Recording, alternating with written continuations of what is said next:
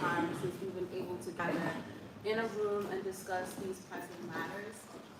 We do know that this is a serious topic, and so we thank you for being participants in this conversation, not only just listening and absorbing, but being active participants, taking it back with you and like sharing the information, because that's how we start to put a stop to this disease. So thank you for all of you. Thank you again to all of those who are here from Delta Sigma Theta sorority, and of course the Omega Psi Phi. Thank you for having me again. It is an honor that you chose me to partner with you in this event. Yes. So I would like to just start off by introducing our panelists for today. I'll start off with Ms. Shamara Kelly, who's over to my far left, your right.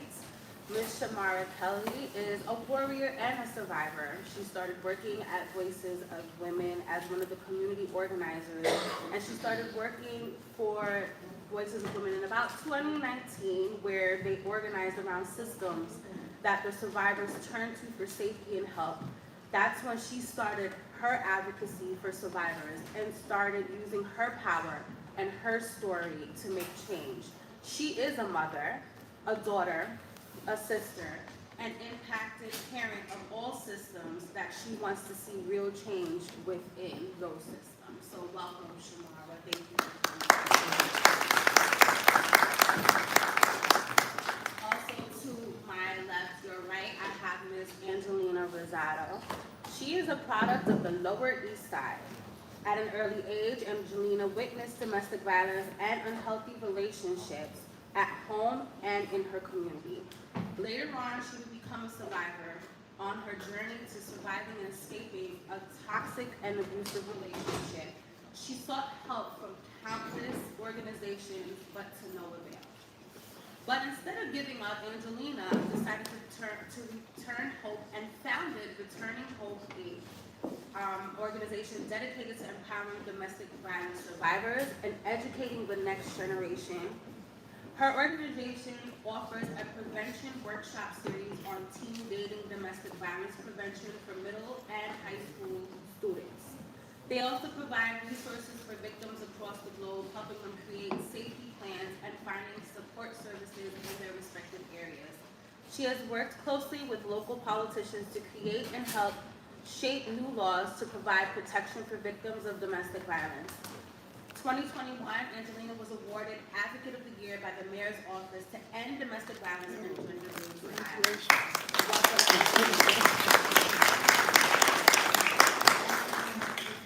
I'm so sorry I don't have her bio, but everyone needs their introduction because we're all here in the fight together. So thank you for coming and participating. Thank you so much. It's a pleasure. I'm Athena Moore, the director for the Northern Manhattan office of the Honorable Mark Levine, Manhattan Borough President. Our office is right here in Harlem on 125th Street. And I've been in that capacity for 9 years and 30 years in public service. I'm here today as one of the panelists just to add an additional voice and to talk about the importance of the role of advocacy. I know that Delta Sigma Theta is a big champion of political action on issues of concern to our community. Prior to my involvement at the Borough President's Office, I served as the Associate Executive Director of the National Association of Social Workers in New York City, a network of 10,000 social workers. And prior to that, in the nonprofit sector, as the Executive Director at United Way of New York City for the Black Equity Alliance. And that institution really focused on how we could leverage our resources in the Black community to create change on many levels, from economic development to health and human resources and other dynamics. And lastly, I'll just share that in a prior capacity, when I was Director of Public Policy for the National Black Leadership Commission on Health, I traveled to 11 cities executing an initiative with the Ford Foundation and civic organizations around the country promoting the empowerment of women and the causes that help to shape and impact our lives. And because of all of that work together, I'm here in service as a representative of government, a leader in the nonprofit space, but also a representative of the D9. So thank you for having me today. Yes.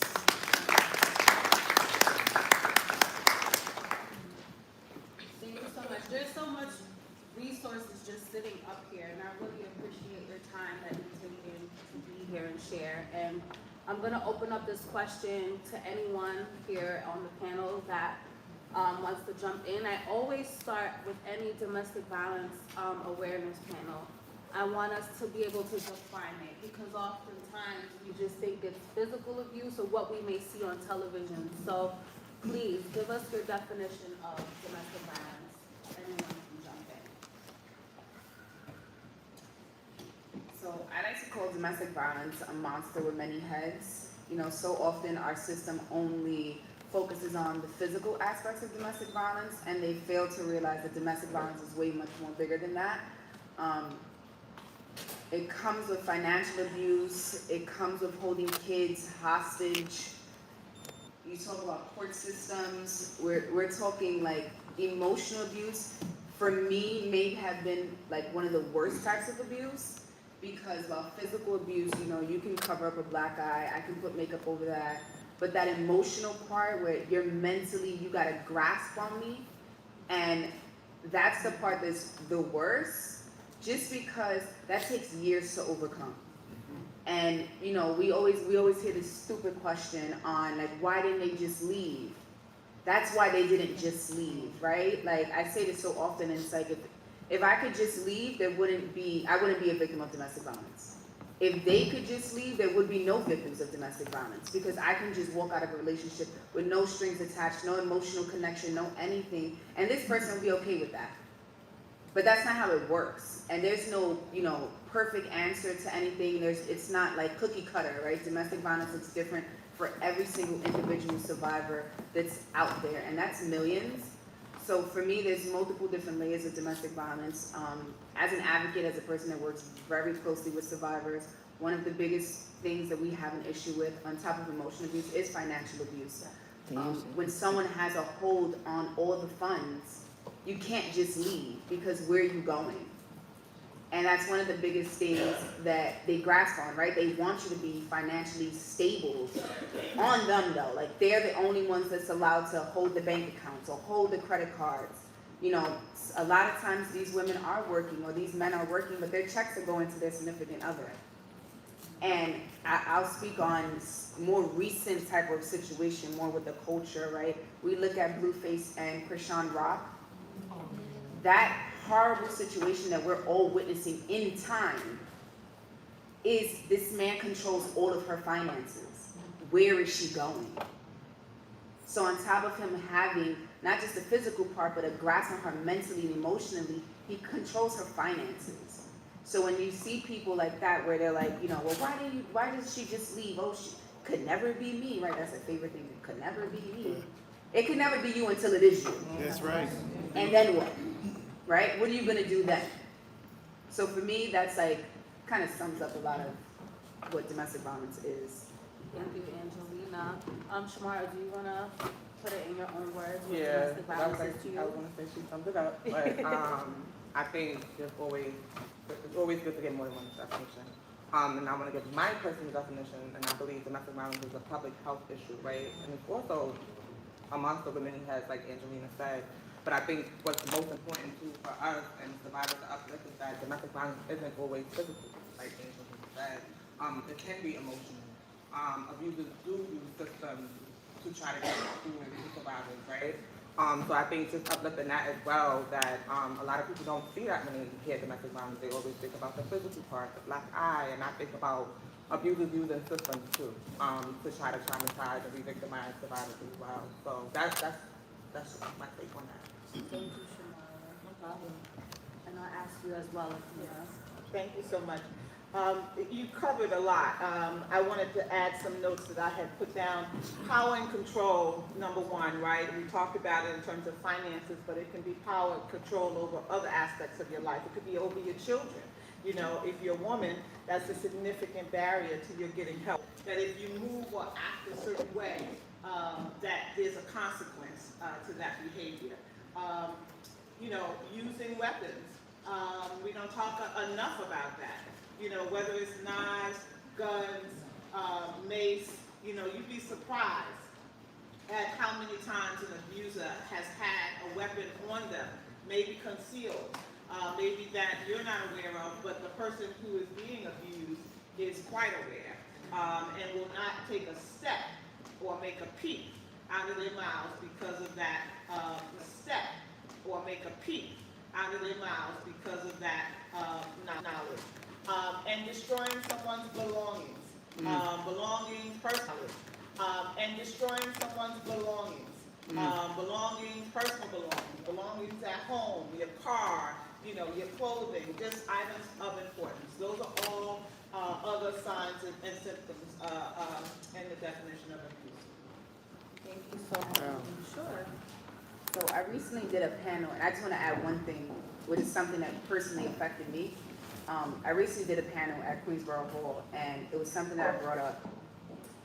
One thing that's never talked about is the fact that if someone decides to threaten your pet and tries to cause harm to your animal, right, that's an indication that they will cause harm to you. And I brought it up, and I got the green light where it was like, this is really an issue in our city, which I didn't realize was an issue, was something that happened to me personally. You know, the person that caused me harm used to always threaten my dog. And it was, I'll stab this dog, I'll kill this dog.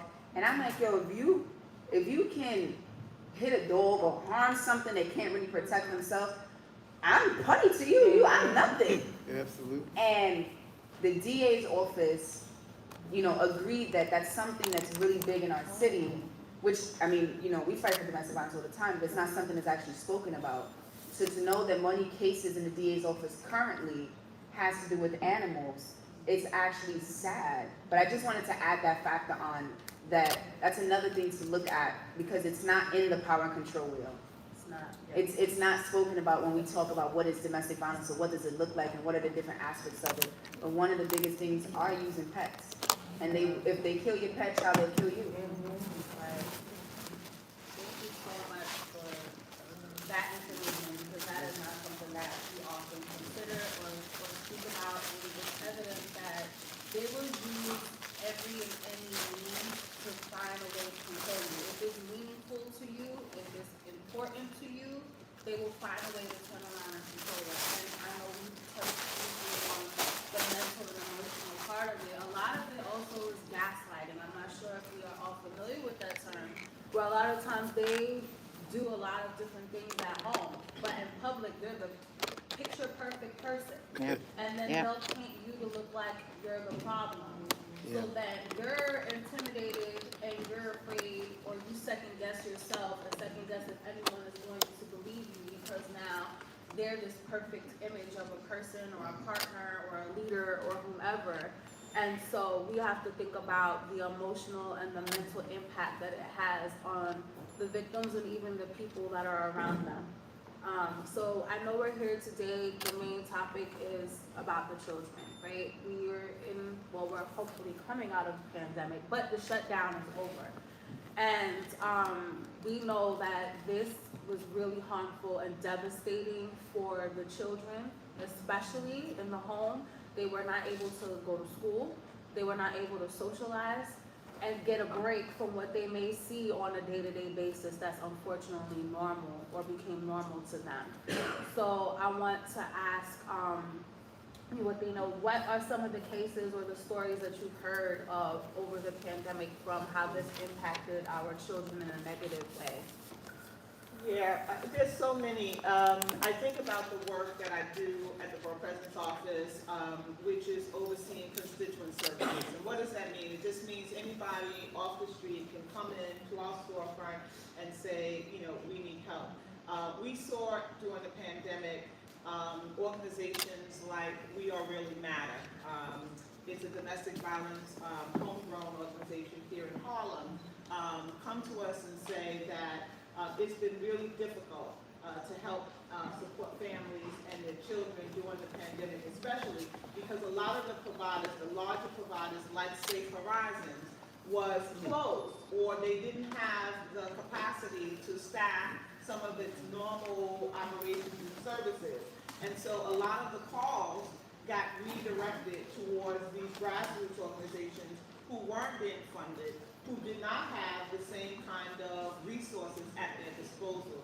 So number one, I think in terms of the impact of the pandemic on our children, a lot of them just simply could not be served because these institutions that were charged with resources and responsibilities were not available. That's one.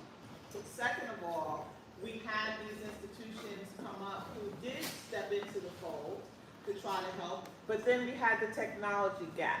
A lot of people relied on technology, right, to access whether it's your school teachers, representatives, whether it's your church and your church members that would normally be part of your village, or daycare providers and other youth service organizations that young people might be attached to. In the pandemic, they weren't connected in the same ways that they were before. So when violence crept up around them and in their homes or in their neighborhoods, they didn't have the same opportunity to enlist the help and the intervention. I've attended several press conferences during that time right here in Harlem. We had at St. Nicholas Houses, we had a child, who was killed in the home, and it was the boyfriend of the mom. We had the scenario of a sister who I was working with, Harlem Mothers Save, which is called Stop Another Into Violence, where the woman was killed by her boyfriend right in front of her children. And we did a vigil for them, and that was right on the opposite side of St. Nicholas. And there were numerous others, but the kids were always central to those cases, and this was during the pandemic and right after the pandemic. So again, it just tells you that there was a lot of isolation in homes where you might be able to see signs or alerts creep up, but if they're not in sight, the neighbors down the hall from the kid that got killed in the home, maybe they could have said something, saw something, did something, but during the pandemic, it was a different scenario. And lastly, I'll just share that one of a colleague that I work with in the field here in Harlem had 3 daughters who she experienced a personal account of abuse in her relationship, and charged herself with creating something called Letter to Legislation. Her name is Mari Marcion. You'll see her in Harlem champion this cause because she still hasn't returned to a direct relationship and ongoing contact with her kids as a result of abuse that she mentioned had happened to her in her life. And this is someone who is a professional and a person who is in the field doing the work that we're all doing every day. So it has no particular color, no particular characteristic. It can happen to anyone, and your kids are at the center if it is happening to you.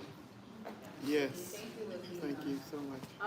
So when I was doing my research, and I always try to pull up current numbers, but on average in New York City, 300,000 calls are made every year about violence, and in most cases, it's classified as a domestic disturbance, which is not a felony, right? Domestic violence we know is a crime, but in most cases, it'll be addressed as a disturbance or a dispute. So let's talk about that, Shamara and Angelina, because I know that you guys are also working on trying to push for modifications in how we address or how different systems address situations when 911 is called and the operator is unsure how to properly classify that call. How can we speak a little bit more on that, and how that, if we're able to properly classify these calls when they are actually made, what that may do in order to create a safer environment for our children?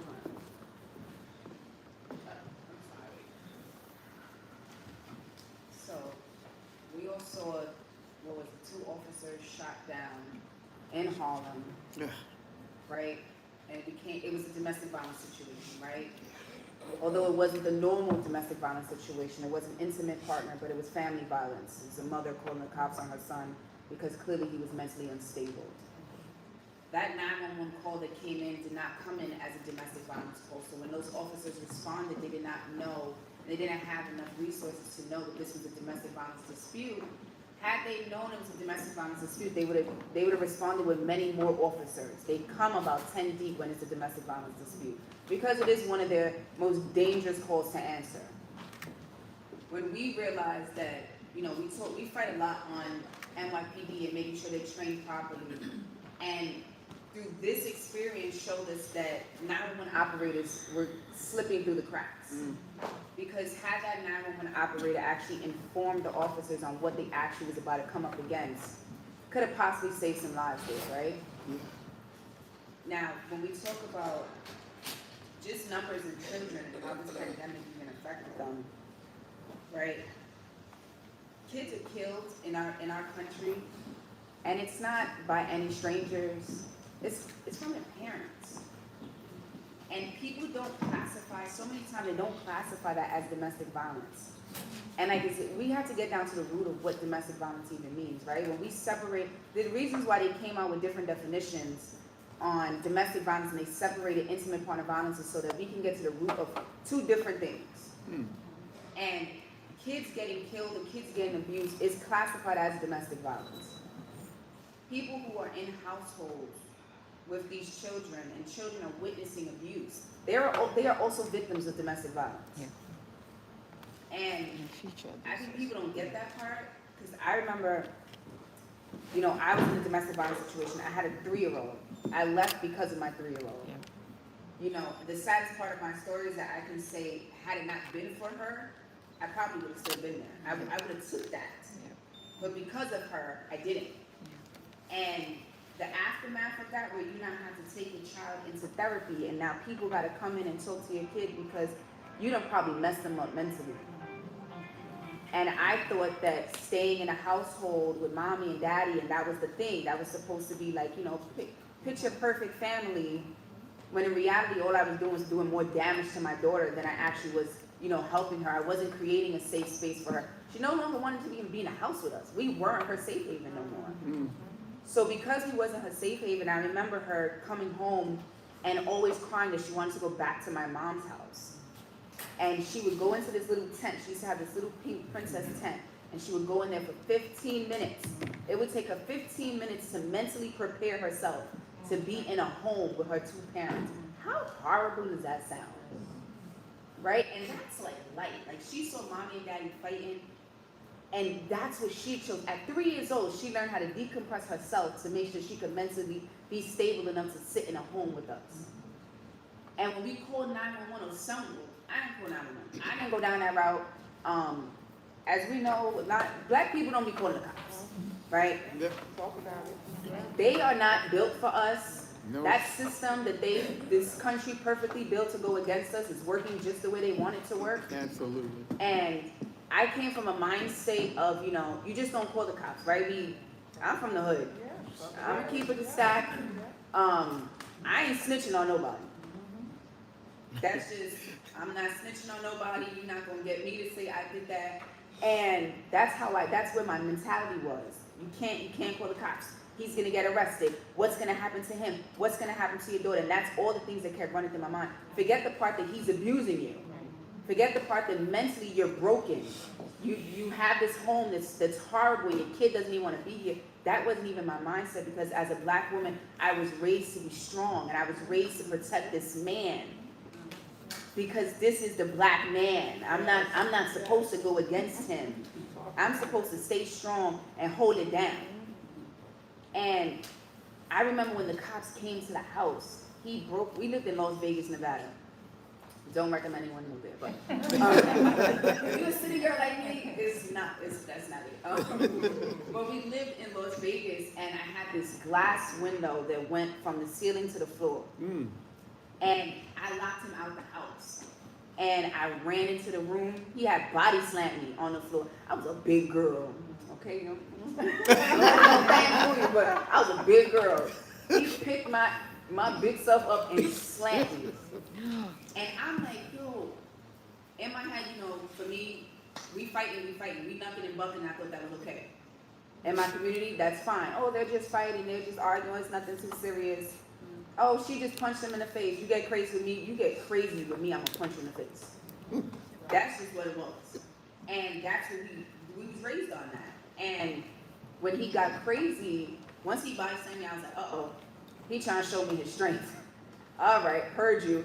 I'm out of here. And I ran into the room, and I remember hearing glass just shatter because he couldn't get back into the house. So he broke the window, but he ran because someone called the cops.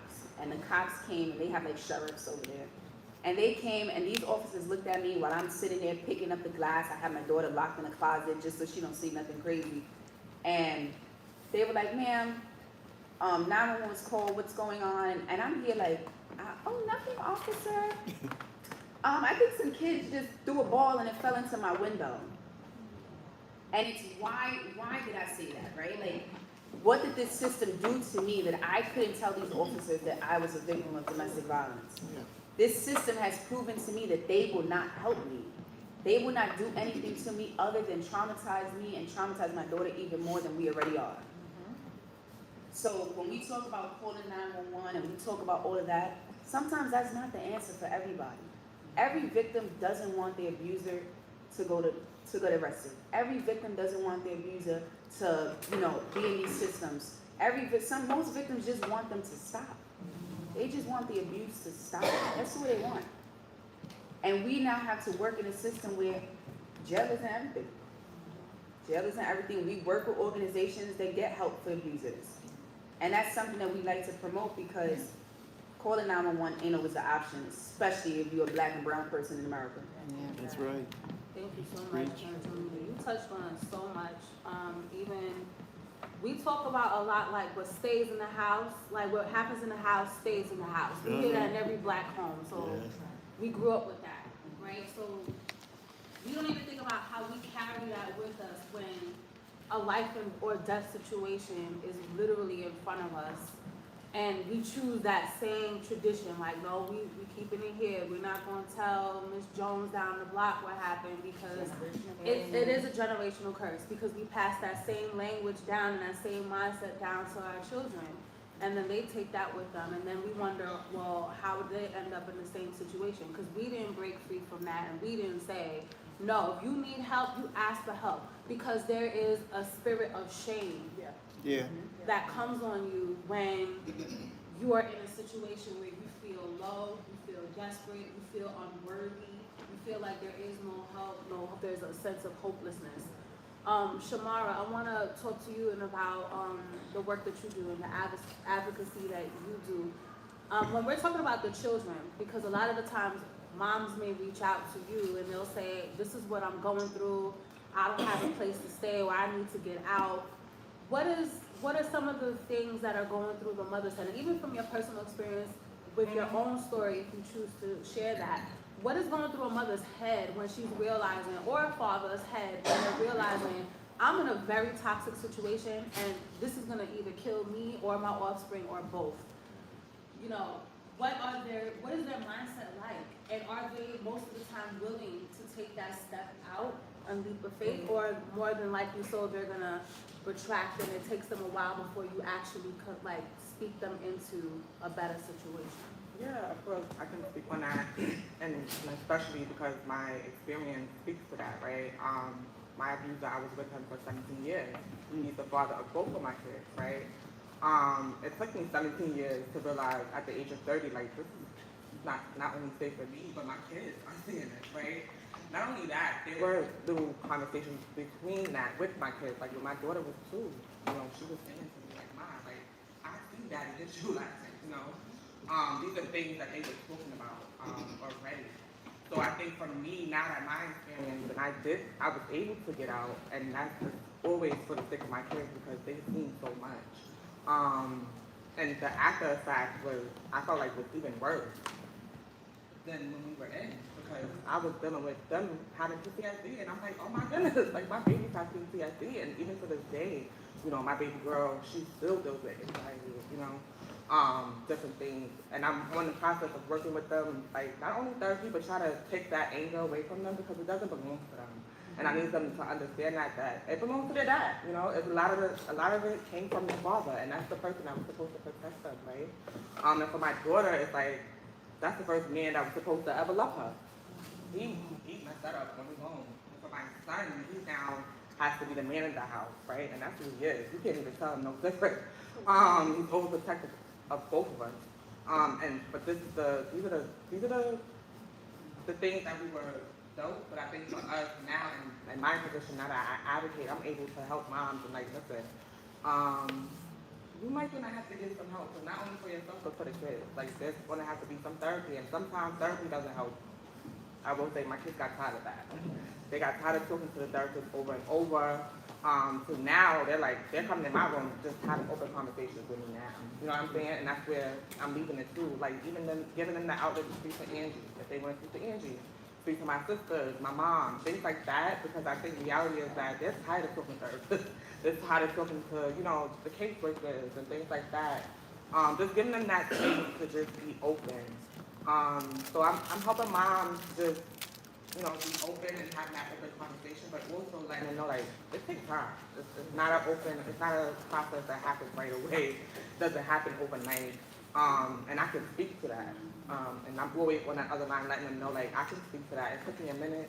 I'm always here. I'm always having the resources. I'm not a resource by myself. I have Angie. I have a sister Purple, myself, Jasmine.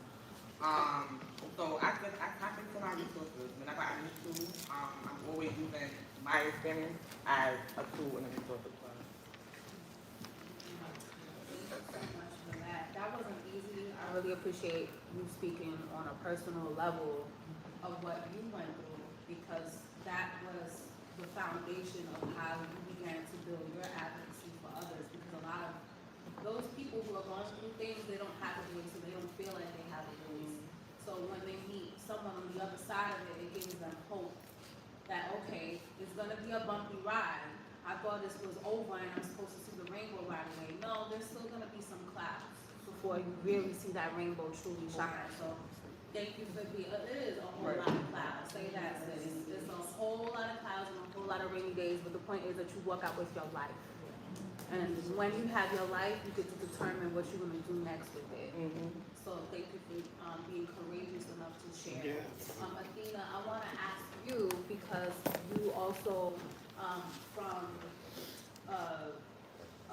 official side of it, the government side of it, you probably are approached with many different cases of adults and even children that need help.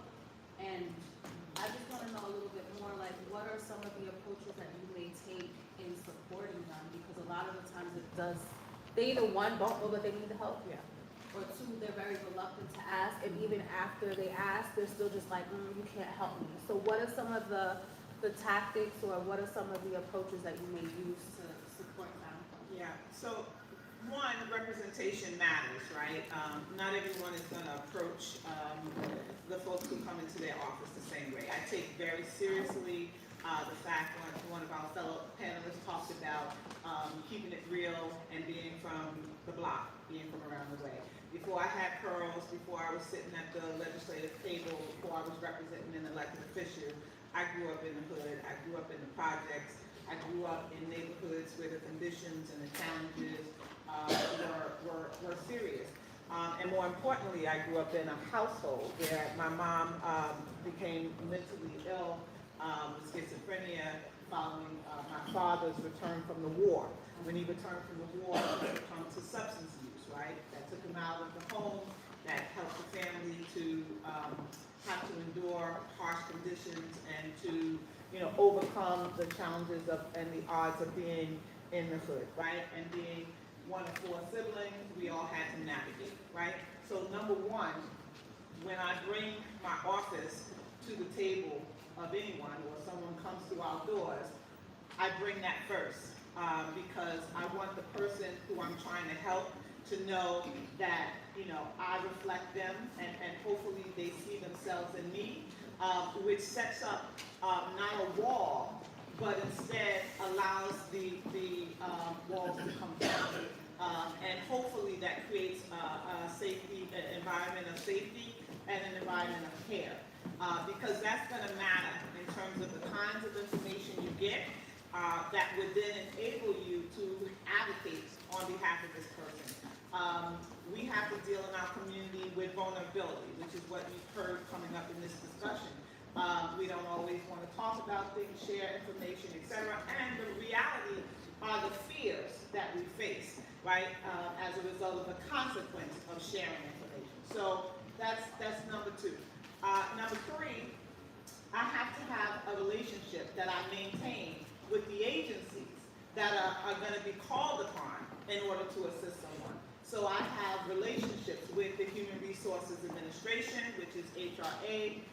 We know that that is the safety net organization of the city. So when you got to go for benefits, whether it's, you know, SNAP benefits for food for your kids and you, whether you need assistance with emergency assistance resources, money, you know, what we used to call welfare, right? That comes through that agency. If it's the mayor's office to combat domestic violence, that's the organization that specifically champions things related to ending domestic violence and intimate partner violence, etc. So I have to have a relationship with them. They are overseen by the mayor's office. So I have to maintain a relationship with the mayor's office. We have individuals who come in that need shelter immediately. They need a placement, they need a house, they cannot return back home. So I have to be able to work with Department of Homeless Services and make sure that I can pick up the phone and say, I need this person to be seen today. Can I send them down to intake? I don't want them to get lost in the source. Can you make sure somebody's going to meet them there, or that their name rises to the top of the pile? And by calling from an elected official's office, it may give them just a little bit more access than if they called on their own. If it's a nonprofit organization, many of the nonprofits I talked to you about are resourced, but some of them are under-resourced, right? And there's a caseload, just like the load in my office, thousands of calls that we're dealing with on a regular. So they may not always be able to prioritize. But if I can open the door for somebody and say, would you prioritize this today? Can you get a case manager assigned to this person so that they don't get lost? Then that's something that I'll do. Lastly, I'll just talk about the fact that, you know, there is legislation. There are 3 levels of government: your local, your state, your federal level. Those stations of government each have a responsibility for championing policies and legislation and recommendations that come from the community to drive services and programs for our people. What happens a lot of times, our voices are not at the table. We may not be at the public hearings. We may not be in those meetings. And so when someone comes in with an issue, I want to make sure that those trending issues, concerns are conveyed to the legislators that are going to be at the table making decisions, representing them. And so I continue to do that. And lastly, you said something about, I was thinking about the vulnerability piece. The NYPD. One of my other responsibilities is that I work across the aisle with all the NYPD, right? So in Harlem, we have the 28th precinct, we have the 32nd precinct, which is right here on 135th. We have the 25th precinct, which is East Harlem, and the 26th precinct, which is West Harlem. Each of those commanders, I have on speed dial. The community affairs person is the person who most likely will get the call from my office saying, this person just came to us with a domestic violence situation, it's confidential, can you help? They do not want all of the things that my sister talked about to be, you know, in the face of their getting help. What can you do to assist, you know? And we start that conversation. And sometimes that helps in a way that someone having to navigate that for themselves, it just feels impossible, right? So all of those are some of the ways that my office as a government official and a representation that reflects the community can try to intervene and help assist. Wow. Thank you so much for sharing how you organize that when people come to you for help? Because a lot of people don't know the work that goes into creating different policies or systems to try to advocate for those that are in need. We have so much more to discuss, but right now we're just gonna take a few moments. We're gonna take a break, so please, if you need to step out or get some refreshments, go ahead, and we'll start back in a few moments. Thank you so much.